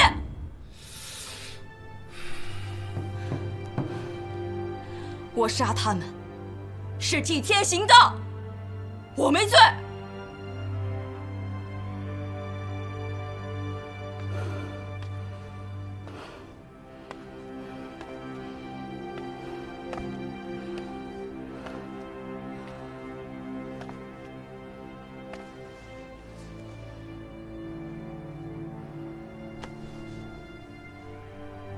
小春，你是从什么时候知道姐姐的事情的？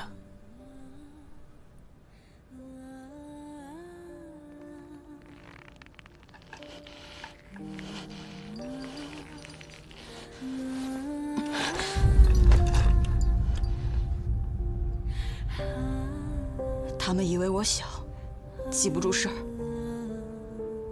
我姐姐是我在这个世上唯一的亲人，要不是他们那么冷血，我姐姐就不会死。我要让他们血债血偿。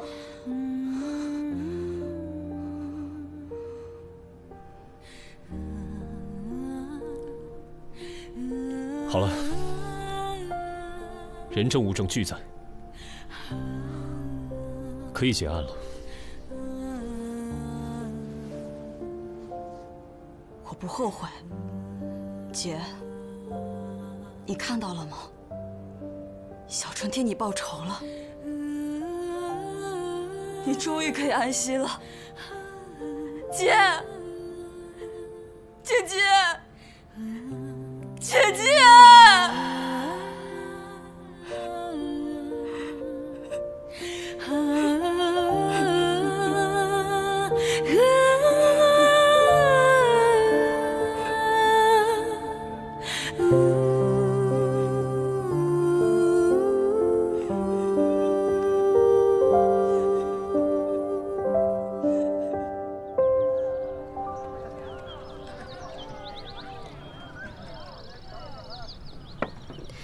你是说，凶手是那个小孩？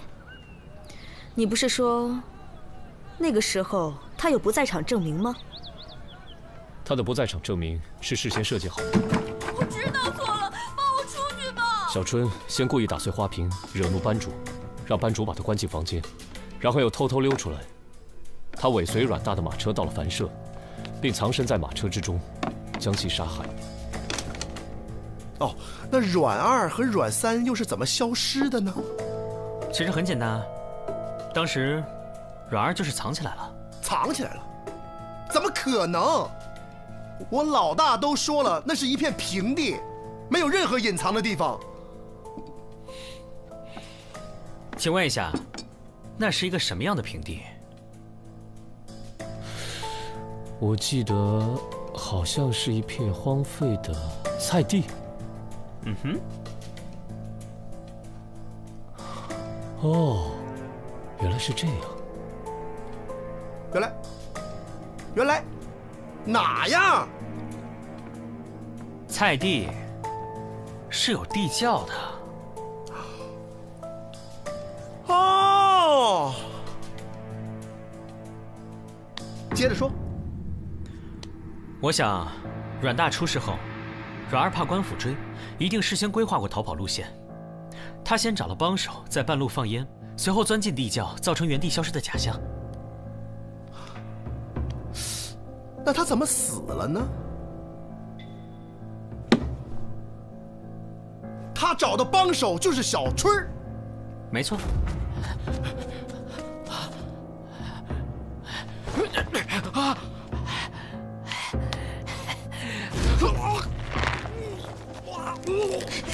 小春放完烟雾，就躲在地窖里，等阮二出现后，将其绞杀。那阮三是在我们俩眼皮底下消失的哦，当时可没有菜地呀。但是有马车呀。啊？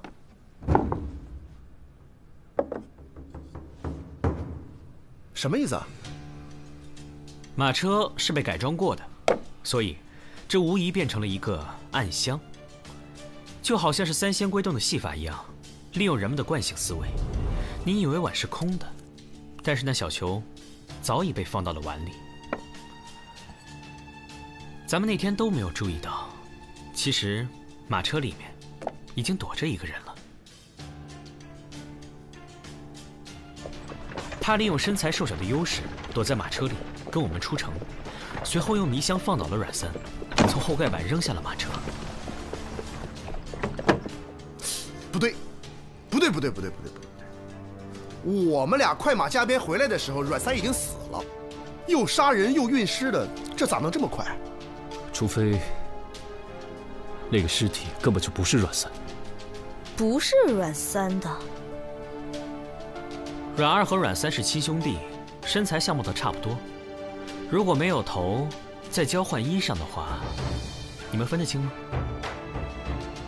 小春只需要给阮二的尸体穿上阮三临走前的衣服，然后再把尸体丢在四娘的店门口。在咱们都去找头的时候，他再赶过来，把阮三的头扔到城南门。这样一来，大家就会以为这是阮三的尸体。这也太复杂了吧？他图个啥呀？他对于人界的传说深信不疑。人祭？人祭？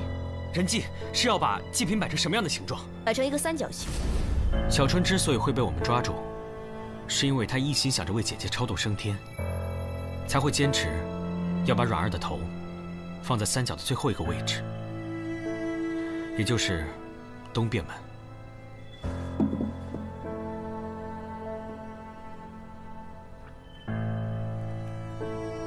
说起来，你当时还闻了闻阮二尸体的裤子，难道裤子上有什么奇怪的东西吗？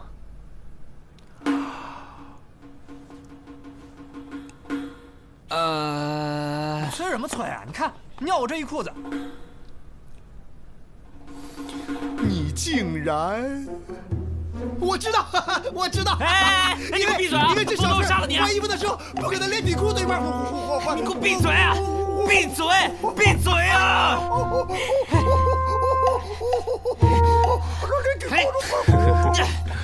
让你说，让你说。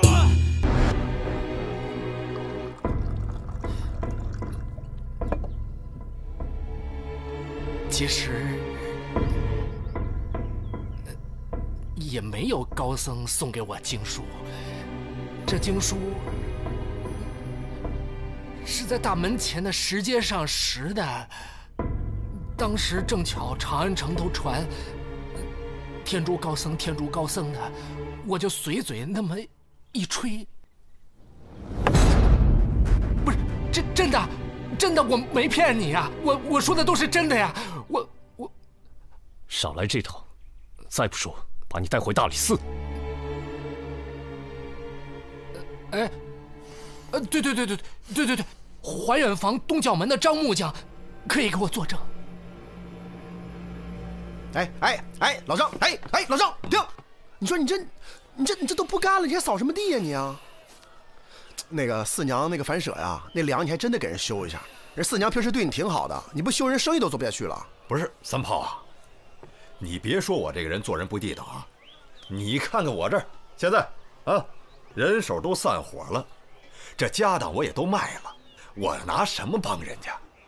能不能我给你口空锅，你给我做饭去？哦，老张，我也不为难你啊。那什么，你这是发了笔横财？要不怎么这么着急走啊？你给老弟交个10点？没有啊。哎，咱这关系不至于吧？是发了笔小财，哎，你也知道，我这木匠生意就是勉强维持，早就想对付出去了。刚巧，从天竺来了一批和尚，这非要买我这儿啊！人家一开口，就是这个数。换了是你能不买吗？不是，他为什么要买你这儿呢？你问这干嘛？我能干嘛呀，老张？我好奇呗。这天竺人我都没见过，更别说天竺和尚了，我能不好奇吗？哎，这事还有谁知道啊？我说你这弯弯绕绕的，打什么主意呢？我打什么主意？哎呦，我就想让你带老弟我发财嘛，你不说就算了吗？小气。走了。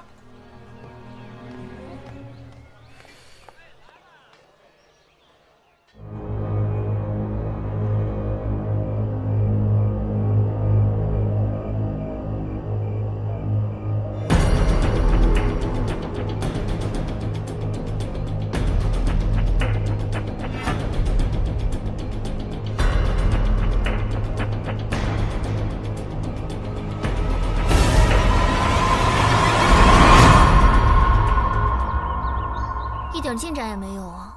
哎，萨摩和三炮去哪儿了？在西市打探消息。还是那几个天竺游僧？对四娘的事很上心嘛。你什么时候凭直觉开始办案了？咱们现在应该尽快从已有的线索里找出蛛丝马迹，而不是凭空揣测呀。你到底怎么想的呀？哎，要不我再重新验一次尸？既然我们没有头绪，就自己找头绪。这尸体不会说话，但是也不会撒谎，就看谁能破译了。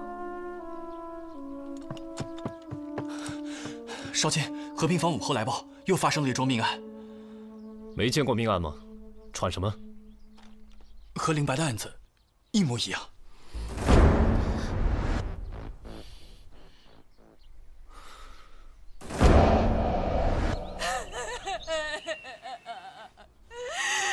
我的儿啊，你怎么丢下我们娘俩就这么走了？死于溺毙，死亡时间是昨天上午，不超过40。薛夫人，你确定昨晚没有看错，是你相公回来了？他就站在那儿，浑身滴着水，他果然是被淹死的。他站在那儿，然后走进房间消失了。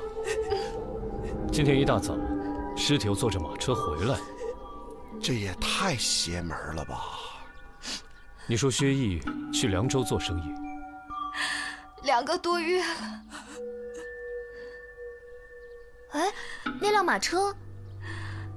是我丈夫离家事故的。查过了，跟林白的一样，没线索。这就不明白了，长安已经是天下最大的集镇了，为何还会有商人跑去凉州做生意呢？他们是去淘货的，因为普通的外国货物到了长安城应有尽，而真正的奇珍异宝到了长安城就成了国贡方物，所以只有在边塞城市才有私底下的交易。要想淘到真正的宝贝，只有千里迢迢。这不是疯了吗？为了这么1、2件奇货，搭上身家性命？这些商人啊，都是疯子，只是程度不同而已。哎，萨摩呢？又野到哪去了？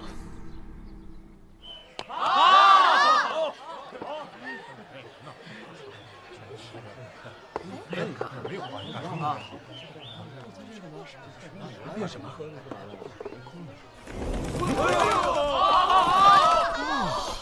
这些都是雕虫小技，真正的表演现在开始。好，下面有请一位观众来检查一下我们这个神奇的门。我来，请。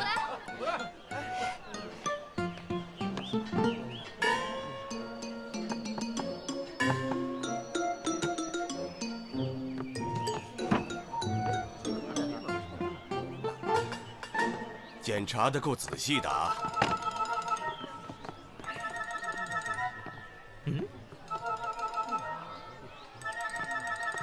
有什么问题吗？就是一扇装了门的屏风，没什么特别的。好，这位仁兄检查过了，这门没有问题。下面有请我的2位助手。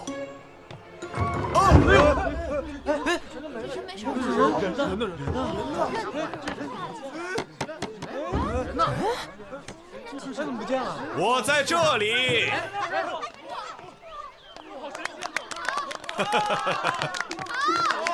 啊！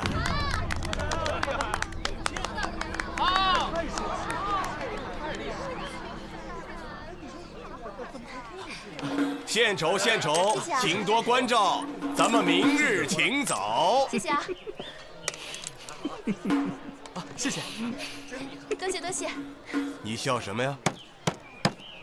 你这个戏法，我已经看破了。哎，都在呢。我刚才已经把2具尸体重新验过了。双叶，吃饭呢呀！啊，这是我从林白的尸体内衣夹层里面搜出来的，外面还包了层防水的油纸。藏得这么保密，总不会是家书吧？鬼画符似的，不会是范文吧？不对，不是字，像幅画。是地图。地图？一天到晚随身藏着，什么不得了的地方？是长安城的周边啊。你怎么知道？你看这个轮廓，是不是很像长安西南面的轮廓？也就是说，长安周边还有什么秘密的地方？林白去的是那儿，不是凉州。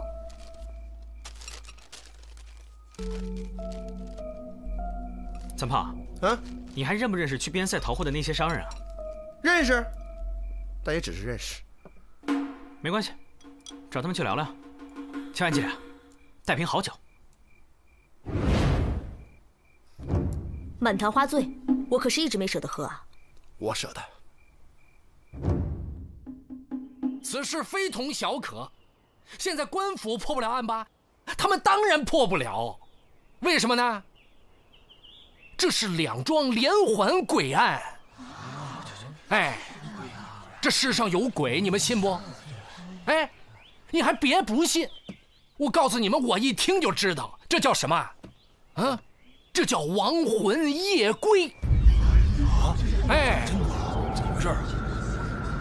死了的人不下阴司去，拼着一口气也要飘回来吓人，这什么意思啊？这说明死者有很重要的事情要警告我们呢。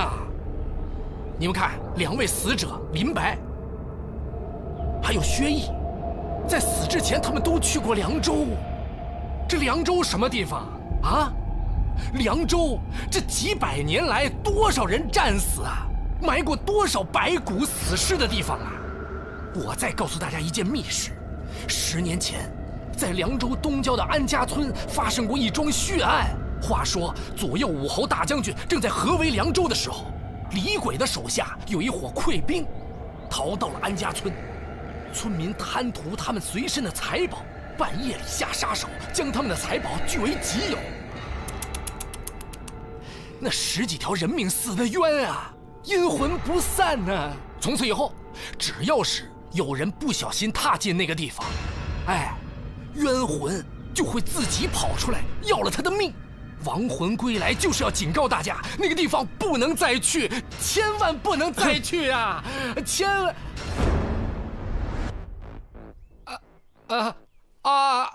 大家对刚才那段经文还有什么疑问吗？欢迎提出来，我们共同探讨啊！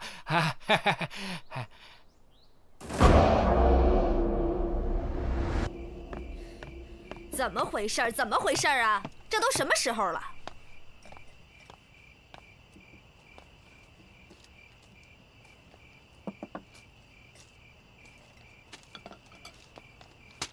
你，这都什么时候了啊？